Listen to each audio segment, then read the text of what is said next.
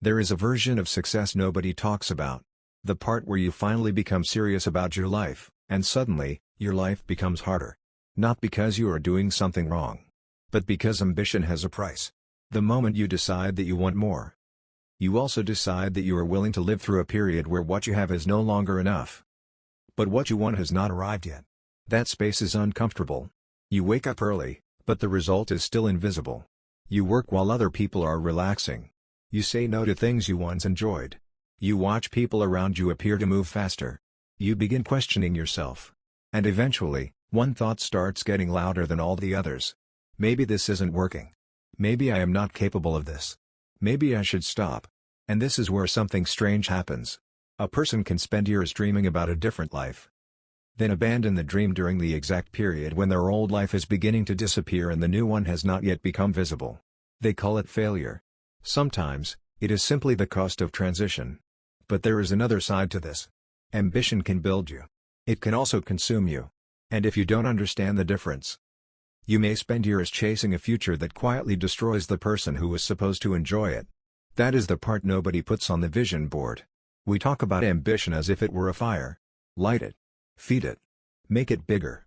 Work harder. Want more. But a fire that is never controlled eventually burns the house. So perhaps the real question is not whether you should become ambitious. Perhaps the real question is this. What is ambition supposed to cost you? And what should it never be allowed to take? Think about the last time you wanted something badly. Maybe it was financial freedom. Maybe it was starting a business. Maybe it was becoming physically stronger. Maybe it was building a career, creating something meaningful, leaving a difficult environment, becoming financially independent, or simply proving to yourself that you could become more than the circumstances you were given. At first, the dream probably felt exciting. You imagined the result, the money, the respect, the freedom, the transformation. You imagined the person you would become when you finally arrived. But ambition has a strange psychological trick. It makes the destination vivid and the journey invisible. You see yourself standing on the mountain. You don't see the mornings when your legs hurt. You don't see the boring repetitions. You don't see the unanswered messages. You don't see the months when nothing seems to change. You don't see the people who will misunderstand you. You don't see the opportunities you will have to reject. You don't see how often you will question your own judgment. You see the photograph at the summit. You don't see the climb. And when reality finally arrives, it can feel like something has gone wrong. This is one reason people quit. They weren't necessarily incapable. They were emotionally prepared for the reward, but psychologically unprepared for the cost. There is a difference. Imagine someone decides they want to become excellent at something. They spend the first week energized. They watch videos. They buy equipment. They create a schedule. They tell themselves that this time will be different. Then the novelty disappears. The work becomes repetitive. Progress becomes difficult to notice. The excitement fades. And suddenly they interpret the disappearance of excitement as evidence that the goal was wrong. But excitement was never the agreement. They confused motivation with commitment. Motivation is a feeling. Commitment is a decision that survives the disappearance of the feeling. And this matters because almost every worthwhile transformation contains a period where the emotional reward arrives later than the effort. You study before you understand. You practice before you become good. You save before you feel wealthy. You exercise before your body visibly changes. You create before people notice. You build before anyone believes. There is a psychological tension inside all of this. Your brain is naturally sensitive to feedback. When an action produces a visible reward, continuing is easier. But when you work and receive little evidence that your effort is producing anything, doubt has room to grow. This is why the early stages of meaningful ambition can feel almost insulting. You are giving the process your time, your energy, your attention, sometimes your money. And the process gives you silence. That silence can make you believe nothing is happening. But invisible progress is still progress. A seed does not look impressive while it is underground. And yet there is a danger in using that metaphor too comfortably. Because sometimes nothing is happening. Sometimes the strategy really is wrong. Sometimes you are working hard at the wrong thing. Sometimes the goal doesn't belong to you. Sometimes you need rest. Sometimes you need to change direction. And sometimes you need to stop. The wisdom is not learning how to continue forever. The wisdom is learning what deserves persistence. That distinction can save you years. Because high ambition creates another problem. It can make you suspicious of rest. You begin to believe that every hour not spent progressing is an hour wasted. You turn your entire life into a productivity contest. You eat while working. You think about work while talking to people. You lay in bed planning tomorrow. You feel guilty when you relax. Even your hobbies become another opportunity to optimize yourself. And eventually, you are no longer pursuing a goal. You are being pursued by it. There is a difference between discipline and self-punishment. Discipline says, I will do what matters even when I don't feel like doing it. Self-punishment says, I am never allowed to feel satisfied. Those two things can look identical from the outside. Both people may wake up early. Both may work long hours. Both may appear incredibly driven. But internally, they are living completely different lives. One is building something. The other is trying to escape the feeling that they are not enough. And that second form of ambition is dangerous because no achievement can permanently solve an identity problem. If your worth depends on being ahead, there will always be someone ahead of you. If your worth depends on being rich, there will always be someone richer. If your worth depends on being admired, there will always be another person receiving more attention. If your worth depends on being exceptional, ordinary days will feel like personal failures. You can win and still feel behind. You can achieve something you spent 10 years wanting and feel strangely empty the morning after. Not because achievement is meaningless, but because achievement was never designed to answer every question about who you are. This is one of the deeper costs of high ambition. You can accidentally turn a goal into an identity. Instead of saying, I want to build a successful business, you begin thinking, I must be successful. Those sentences sound similar. Psychologically, they are very different. The first describes an objective. The second threatens your identity. If the business struggles, the first person thinks, something about my strategy needs to change. The second thinks, something about me is wrong. And when every setback becomes evidence against your identity, failure becomes emotionally unbearable. You don't learn from it. You defend yourself against it. You hide it. You avoid situations where you might experience it. You quit before the possibility of failure becomes undeniable. This is why some people are not afraid of hard work. They are afraid of what hard work might reveal. What if I give everything and still fail? What if I discover that I am not as talented as I thought? What if people see me trying? What if I become successful and still feel unhappy? What if I achieve the thing I thought would save me and discover that I still have to live with myself? These are not small questions. And sometimes ambition is an attempt to outrun them. You think you are chasing success. But underneath it, you may be chasing permission to finally feel worthy. That is a much more exhausting race. Because there is no finish line. Self-determination theory, one influential framework for understanding human motivation, emphasizes the importance of autonomy, competence, and relatedness. In simple language, people tend to function better when they feel that their actions have some genuine ownership. That they are becoming capable, and that they have meaningful connections with others. Notice what that means. A meaningful life cannot be reduced to achievement. You need direction. You need growth. And you need people. That last one is easy to sacrifice when you become ambitious. You tell yourself that relationships can wait. You will reconnect later. You will spend more time with your family when the business is stable. You will call your friend when you finish this project. You will rest after you reach the next level. And then another level appears. Then another. And another. There is always another reason to postpone being alive. This is one of ambition's quietest costs. The future becomes so important that the present starts looking disposable. But your life does not happen in the future. It happens in ordinary Tuesday afternoons. It happens in conversations nobody records. It happens while eating, walking, laughing, waiting, sitting beside someone you love. You can build an extraordinary future while accidentally destroying the ordinary moments that would have made it worth having. That is not ambition. That is imbalance. And balance does not mean becoming less serious. It means becoming serious about more than one dimension of your life. There is a Japanese idea often associated with the concept of ikigai. Though modern popular explanations sometimes oversimplify its history. The idea of having something meaningful to live toward. Whatever language you use for it, the deeper principle is useful. A goal should not merely consume your life. It should give your life direction. That difference matters. Because there is a version of ambition that expands your world. And there is a version that shrinks it. The first makes you more capable of loving, creating, contributing, thinking, and choosing. The second makes everything except the goal feel irrelevant. And if your ambition requires you to become someone you don't respect, it is too expensive. This is where you need to understand the cost of high ambition. The first cost is uncertainty. You will often have to move before you have proof. You will make decisions without knowing exactly how they will turn out. You will send the application without knowing whether you will be accepted. Publish the work without knowing whether anyone will care.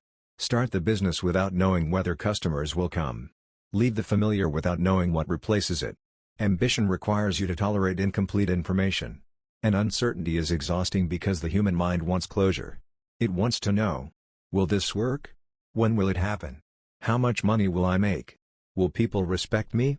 Am I on the right path? But sometimes the only honest answer is, I don't know yet. And you have to learn how to keep moving without turning uncertainty into panic. The second cost is delayed recognition. You may work for a long time before anybody notices. This is especially painful in a world where other people's achievements are constantly displayed in front of you. You open your phone. Someone bought a house. Someone got married. Someone launched a company. Someone traveled. Someone became famous. Someone got promoted. Someone is younger than you and appears 10 years ahead. And suddenly your own progress looks embarrassing. But comparison is a terrible accountant. It compares your behind the scenes with someone else's selected evidence. You see their announcement. You don't see their debt. You see their success. You don't see the years of preparation. You see the finished body. You don't see the habits. You see the company. You don't see the failed attempts. You see the applause. You don't see the loneliness. This doesn't mean other people's success is fake. It means your interpretation of it is incomplete. And if you constantly measure your life against incomplete information, you will make irrational decisions. You may abandon a good path simply because someone else appears further ahead. The third cost is boredom. This one surprises people. They imagine ambitious lives as exciting. Sometimes they are. But most meaningful achievement contains an enormous amount of repetition. The same skill. The same routine. The same fundamentals. The same uncomfortable conversation. The same financial discipline. The same exercise. The same writing. The same studying. Again. And again. And again. The human mind loves novelty. But mastery often requires repetition. This is why the person who can tolerate ordinary work for an unusually long time can sometimes outperform the person who is more talented but constantly searching for excitement. The secret is not learning to love every repetition. You don't have to. You only need to stop demanding that every important action feel exciting. There will be days when you don't feel inspired. Do the work anyway. There will be days when you question the goal. Examine it. Then return to the process if it still matters. There will be days when progress feels invisible. Measure something smaller.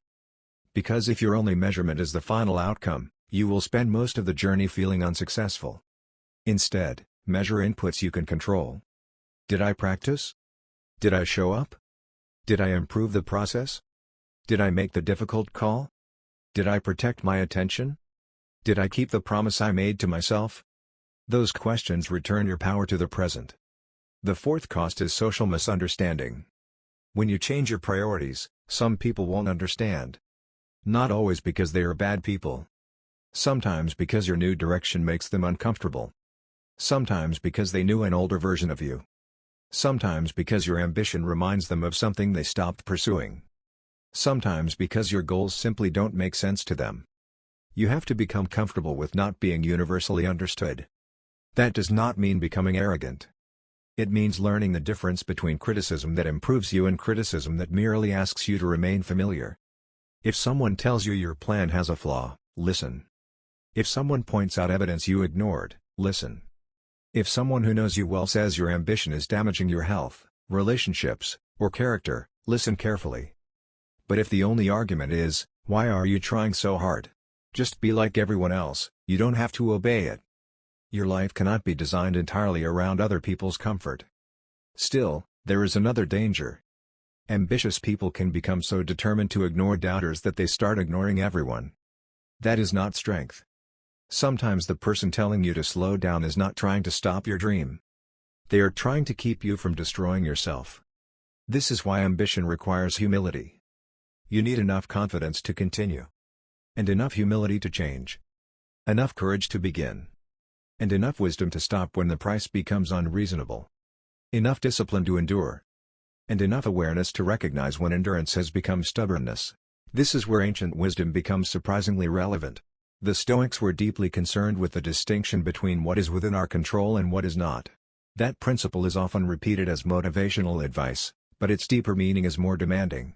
Your ambition should be directed toward your actions, not toward guarantees. You can control whether you prepare. You cannot control whether everyone applauds. You can control whether you create. You cannot control whether the algorithm rewards you. You can control whether you improve your skills. You cannot control how quickly other people notice. You can control whether you act with integrity. You cannot control whether somebody misunderstands you. This sounds obvious. But living this way changes the emotional economics of ambition. Because you stop requiring the world to cooperate before you allow yourself to feel that you are succeeding. You begin measuring success by whether you are living according to your chosen principles. That doesn't mean abandoning outcomes. Outcomes matter. Money matters. Results matter. Recognition can matter. But they cannot be the only scoreboard. Because outcomes are partly external. Your process is where your character is built. And character is what remains when the outcome changes. Think about a person who spends 5 years trying to build something. Maybe they fail. From the outside, it looks like 5 wasted years. But perhaps those years taught them how to communicate, negotiate, manage money, solve problems, tolerate uncertainty, recover from rejection, and understand themselves. The goal may have failed. The person did not necessarily fail. Sometimes the first dream is the training ground for the person capable of achieving the second. This is why you should be careful about calling a chapter of your life a failure while you are still inside it. You don't know what it is preparing you for. But preparation can become an excuse too. You can spend 10 years saying you're preparing. Eventually, you have to build. There comes a moment when research becomes avoidance. Planning becomes avoidance. Buying another course becomes avoidance. Waiting for the perfect time becomes avoidance. You don't need another motivational video. You need to make the call. Publish the first version. Apply for the position. Start the conversation. Open the document. Take the walk. Make the budget. Whatever the smallest honest action is, take it. Because ambition without action is fantasy. But action without reflection is also dangerous. You need both. There is an old philosophical idea that a life worth living should be examined. That principle is uncomfortable because it means you cannot simply become busy and call it progress. You have to periodically ask, what exactly am I building? Why do I want it? What am I sacrificing for it? Would I still want this if nobody knew? Would I still want it if I could never post it online? Would I still want it if there were no applause? Would I still pursue it if it took twice as long? What kind of person am I becoming while pursuing it? That last question may be the most important. Because goals have a hidden curriculum. They teach you how to live. If your goal teaches you patience, courage, discipline, generosity, and competence, the journey is giving you something even before you arrive. But if it teaches you envy, dishonesty, obsession, contempt, and permanent dissatisfaction, you may achieve the goal and discover that you paid with the wrong currency. This is why not all ambition is equal. Research within self-determination theory distinguishes between intrinsic aspirations, such as personal growth, meaningful relationships, and contribution, and more extrinsic aspirations, such as status, appearance, wealth, or fame. The distinction matters because the motivation behind a goal can influence how that pursuit